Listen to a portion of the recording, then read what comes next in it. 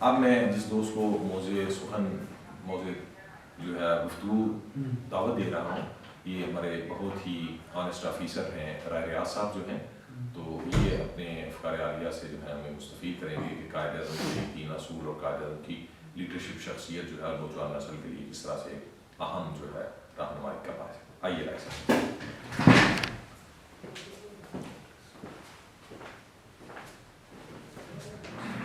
اعوذ باللہ من الشیطان الرجیم، بسم اللہ الرحمن الرحیم، نحمدہ و نصلی و نسلم علی رسولہ الکریم، اما بعد۔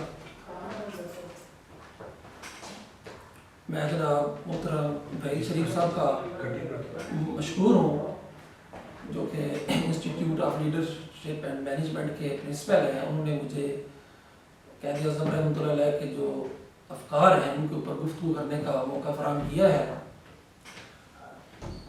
تو مجھ سے پہلے ہمارے انتہائی معزز دوست جناب قذافی نبوی صاحب جو ہیں وہ اس کے اوپر گفتگو فرما رہے تھے۔ تو قائد اعظم رحمۃ اللہ علیہ نے جو 3 اصول دیے ہیں زندگی کے، ایمان، اتحاد اور تنظیم، اس میں جو سب سے پہلے ہے وہ ہے فیتھ، یعنی ایمان۔ قائد اعظم رحمۃ اللہ علیہ اتنے بڑے لیڈر اور رہنما تھے کہ انہوں نے دیکھیں سب سے پہلے انہوں نے فیتھ کی بات کی ہے، اور سچی بات یہ ہے کہ جب تک انسان کا فیتھ نہیں ہوتا، اس کا ایمان مضبوط نہیں ہوتا، اس کے اندر نہ ہی نظم و ضبط پیدا ہو سکتا ہے، نہ ہی اس کے اندر اتحاد پیدا ہو سکتا ہے، نہ ہی اس کے اندر دوسری اور کوئی اچھائیاں جنم لے سکتی ہیں۔ تو ایمان جو ہے یہ بنیادی چیز ہے۔ قائد اعظم رحمۃ اللہ علیہ نے یہ 3 الفاظ کے اندر یہ بیان کر کے، تو یہ دیکھنے میں تو 3 الفاظ ہیں، لیکن اگر دیکھا جائے تو یہ ایک سمندر ہے، اور اس کے اوپر انسان غور کرے تو ایک ایک ان کے لفظ کے اوپر کئی کتابیں لکھی جا سکتی ہیں، ان کے اوپر کئی لیکچر دیے جا سکتے ہیں۔ لیکن یہ سمجھنے کی بات ہے کہ انہوں نے جو ایمان سب سے پہلے جو بات کی ہے، ایمان بنیادی چیز ہے۔ اب میں اپنے دوست کی بات کو آگے بڑھاتے ہوئے کہ انسان کے اندر اگر ایمان نہیں ہے تو وہ کچھ بھی نہیں ہے۔ اب میں اس میں تھوڑا سا یہ ایڈ کروں گا کہ ایمان جو ہے وہ پیدا کیسے ہوتا ہے، اس کو پختہ کیسے کیا جا سکتا ہے۔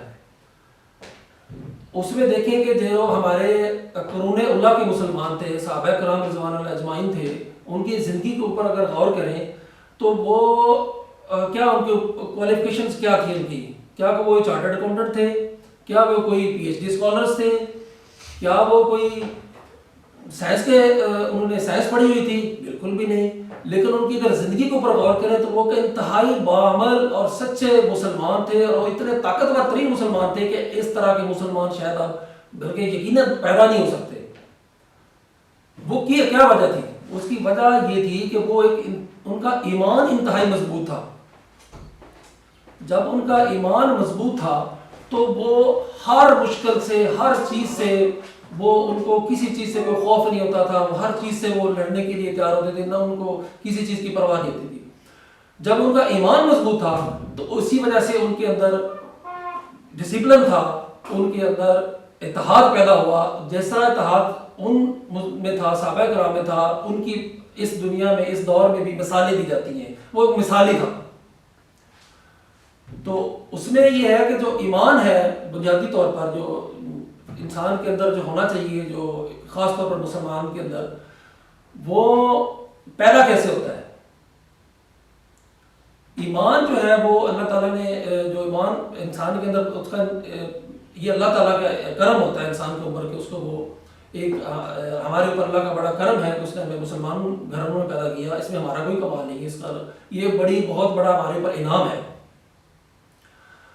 تو اس میں جو ایمان کی پختگی ہے، ایمان پختہ کیسے ہوتا ہے، وہ اس کے جو پہلا طریقہ ہے وہ ہے اللہ کی عبادت۔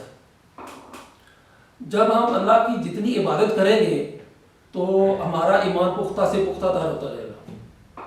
دوسرا ہے اللہ والوں کی صحبت۔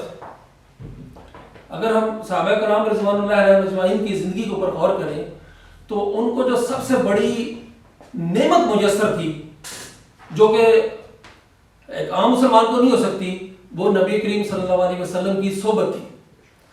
जितने सहाबा कराम नबी वसल्लम के जितने ज़्यादा क्लोज रहे हैं, जो उनकी जिनको ज़्यादा सोबत मुयसर रही है, उनके मर्तबा और मकाम बुलंद है, और जिनको कम सोबत मुयसर रही है उनका उतना मकाम नहीं है। अशरा मुबशरा सारे सहाबा कराम नहीं है, चांद एक है। तो इसी तरीके से जो अल्लाह वालों की सोबत है, जो अल्लाह से मोहब्बत करते हैं, जिनका ईमान पुख्ता तरीन है, ईमान कामल वाले लोग हैं, उनकी अगर हम सोबत अख्तियार करेंगे तो हमारे अंदर भी वो ईमान की पुख्तगी जो है ना वो डेवलप होगी, पैदा होगी। और दूसरा, जैसे मैंने अर्ज़ किया कि जो अल्लाह की इबादत है, अल्लाह की इबादत अल्लाह ताला ने बार बार कुरान मजीद में क्यों हमें ये हुक्म दिया है नमाज पढ़ने में। एक दफ़ा भी अल्लाह ताला में कह सकते थे कि नमाज पढ़ो, अल्लाह ताला ने 700 टाइम्स हमें कहा है, मोर देन 700 टाइम्स कि नमाज पढ़ो। क्यों? क्योंकि उसकी इतनी अहमियत है, उसकी इतनी अहमियत है। जिस चीज़ की भी कितनी अहमियत होती है उसकी उतनी की रेपिटेशन होती है। तो अल्लाह ताला ने जैसे ही कुरान मजीद में हमें हुक्म दिया है कि नमाज कायम करो, साथ ही अल्लाह ताला ने बारहा सैकड़ों टाइम अल्लाह ने हुक्म दिया है कि मेरा जिक्र करो। अब जिक्र में नमाज जिक्र भी है, कुरान मजीद की तिलावत जो है वो जिक्र है, और दूसरे मरवजा तरीक़ाकार भी हैं जो जिक्र के हवाले से हैं। तो जैसे हम अल्लाह की इबादत करते हैं, अल्लाह का जिक्र करते हैं, इबादत करते हैं, तो हमारा ईमान पुख्ता से पुख्ता तर होता जाता है। और जब एक इंसान का ईमान पुख्ता हो जाता है तो उसी के अंदर फिर नज़्म व ज़ब्त पैदा होता है, उसी के अंदर पर वो लोगों से मोहब्बत करता है, और लोग उससे मोहब्बत करते हैं, और एक इत्तेहाद की लड़ी में परोता चला जाता है। तो इस वक्त हमारे मुसलमानों के अंदर जो जिस चीज़ की कमी है, इन तीनों चीज़ों की, जो कहते हैं रहमतुल्लाह अलैह ने हमें ये असूल बताए हैं, इन तीनों की शदीद कमी है। हमारा ईमान कमज़ोर है, हमारे अंदर डिसिप्लिन नहीं है। डिसिप्लिन उस वक्त तक पैदा नहीं होता जब हम अल्लाह की इबादत नहीं करते। जो अल्लाह ताला ने हमें इबादत के तरीके बताए हैं, जैसे नमाज है, तो जैसे जो इंसान नमाज पढ़ता है उसकी ज़िंदगी खुद ब खुद एक डिसिप्लिन में आ जाती है।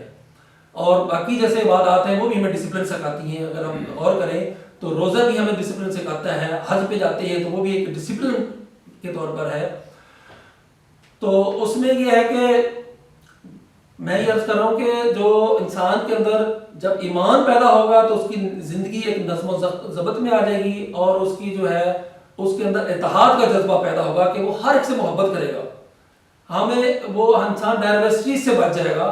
और जैसे हमारे मुआशरा जो इस वक्त जो है वो फ़िरका वारियत का शिकार है, तो इस्लाम में फ़िरका वारियत की कोई गुंजाइश नहीं है। हम सब मुसलमान हैं, और हमारे अंदर अगर छोटे मोटे कोई फ़र्क इख्तलाफात हैं तो वो इतने मानी नहीं रखते। हमें इस चीज़ पे कंसंट्रेट करना चाहिए कि जो हमारे कॉमन चीज़ें हैं हम उनके ऊपर आएँ और अपने अंदर इत्तेहाद पैदा करें। जब तक हम मुसलमान अपने अंदर इत्तेहाद पैदा नहीं करते, हम दुनिया में कभी तरक्की नहीं कर सकते। तो क़ायद आज़म रहमतुल्लाह अलैह ने जो हमें ये 3 असूल दिए हैं, अगर हम इनके ऊपर अमल पैरा होते हैं तो हम इंशाअल्लाह ताला एक बाअमल, एक बावकार कौम बन सकते हैं और दुनिया में एक मकाम पैदा कर सकते हैं। जज़ाकल्लाह, थैंक यू।